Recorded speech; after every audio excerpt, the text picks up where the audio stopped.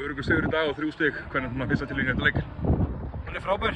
Við bara alveg hrikalega ánægðir með liðið og alla bara í Þórkáa í dag. Þetta var glæsilegur sigur. Þetta var bara algjörlega yfirburði. Þetta var aldrei í vafa. Þetta var alveg frábær frammistaða, eða ekki? Jó, kannski. Mér leiði ekkert endilega eins og þetta væri samt þannig. Þetta er bara þessi völlur er þannig og þetta lið er þannig sem við vorum að mæta hérna í dag. Þetta er bara ólíkindatól í öllum stöðum og þú veist aldrei, þú ert aldrei öruggur en sem betur fyrir náði bara okkar lið að... Akkurat. Náttúrulega Eva fer út af meitti fyrir áleik eftir að hafa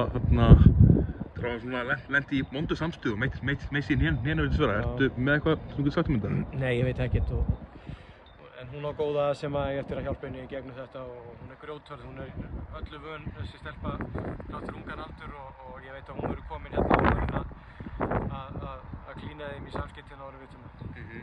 Sem alltaf skora Bríetfjóla sitt fyrsta mark í efstu deild, bara í meistaraflokksbolta.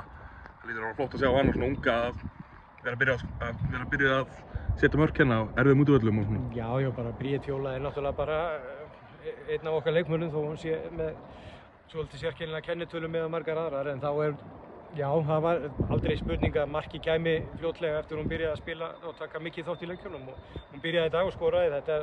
Við erum ekkert gapandi hissa en það er mjög gaman, alveg rétt, við erum mjög ánægð með það.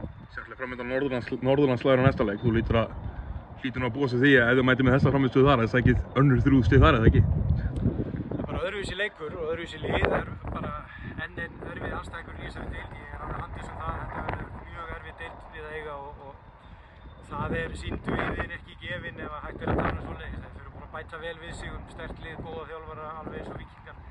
Bæta vel við sig, mjög góða þjálfara. Þetta er bara, allir leikir verða svona. Það að vera pínu andvaka með hnút í maganum og gera þetta almennilega, annars er þetta bara refsað. Já, takk hérlega fyrir.